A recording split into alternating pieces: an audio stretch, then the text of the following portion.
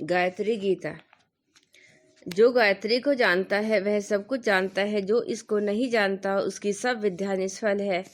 गायत्री ही तप है, योग है, साधन है, ध्यान है और वह ही सिद्धियों की माता मानी गई है। इस गायत्री से बढ़कर कोई दूसरी वस्तु नहीं है। कभी भी किसी की गायत्री साधना संसार में निष्फल नहीं जाती। यह पृथ्वी पर ध्रुव सत्य है। हे परम पतिव्रता पार्वती, मैंने जो यह गुप्त रहस्य कहा है, जो लोग इसे जानेंगे वे परम सिद्धि को प्राप्त होंगे।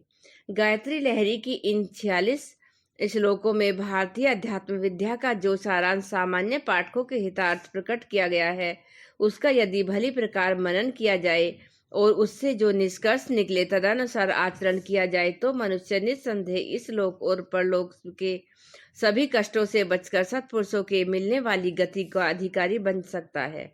इसमें मानव शरीर, मन और आत्मा संबंधी जितने भी तथ्य प्रकट किए गए हैं वे सब तर्क युक्त, बुद्धि संगत तथा अनुभव द्वारा भी इसी प्रकार सब प्रकार की उपयोगी हैं। यदि एक ज्ञान शून्य मनुष्य अपने को केवल शरीर रूप ही समझता है और केवल उसी के पालन पोषण, भोग, सुरक्षा आदि की चिंता में व्यस्त रहता है तो यही कहना चाहिए कि वह एक प्रकार से पशुओं जैसा जीवन व्यतीत कर रहा है। यद्यपि ऊपर से वह शरीर अस्थि चरम में ही प्रतीत होता है, जिसमें मलमूत्र, रक्त, चर्बी जैसे जुगुप्सा उत्पन्न करने वाले पदार्थ भरे हैं, पर उसके भीतर मन, बुद्धि, अंतःकरण जैसे महान तत्व भी अवस्थित हैं, जिनको विकसित करके मनुष्य पशु श्रेणी से ऊपर उठकर देव श्रेणी और स्वयं ईश्वर के समकक्ष स्थित तक पहुंच सकता है। गायत्री लहरी में इन्हीं तत्वों की जानकारी और उनके विकास की साधना का सूत्र रूप में वर्णन किया गया है। शरीर के जिस रूप को हम बाहर से नेत्रों द्वारा देखते हैं वह अन्नमय कोश के अंतर्गत है। इसको स्थिर रखने के लिए ही मनुष्य खाता, पीता, सोता और मलमूत्र विसर्जित करता है, पर अधिकांश मनुष्य इसके संबंध में यह नहीं जानते कि इसे किस प्रकार से स्वस्थ, पूर्ण, कार्यक्षम, दीर्घजीवी रखा जा सकता है।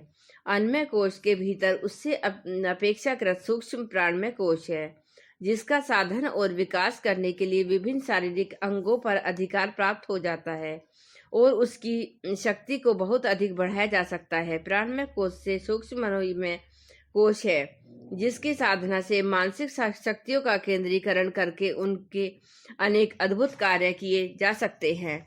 इसकी मुख्य साधन विधि ध्यान बतलाई गई है, जिससे अन्य व्यक्तियों को वश में करना, दूरवर्ती घटनाओं को जानना, भूत भविष्य संबंधी ज्ञान आदि शक्तियों की प्राप्ति होती है।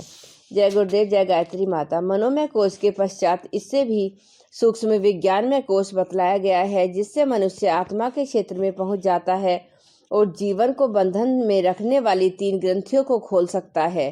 अंत में आनंदमय कोश आता है, जिससे पंच तत्वों से बना मनुष्य परमात्मा के निकट पहुंचने लगता है और समाधि का अभ्यास करके अपने मूल स्वरूप में स्थित हो सकता है। इस प्रकार गायत्री मंजरी के बड़े से श्लोक थोड़े से श्लोकों में ही योग शास्त्र का अत्यंत गंभीर ज्ञान सूत्र रूप से बताया दिया गया है। इसे गायत्री योग के छिपे हुए रत्न भंडार की चाबी कहा जा सकता है। इससे एक एक श्लोक की विस्तृत व्याख्या की जाए तो उस पर विस्तृत प्रकाश पड़ सकता है। गायत्री महाविज्ञान का तीसरा खंड इन 46 श्लोकों की विवेचना के रूप में लिखा गया है। इससे अधिक प्रकाश प्राप्त करके योग मार्ग के पथिक अपना मार्ग सरल कर सकते हैं।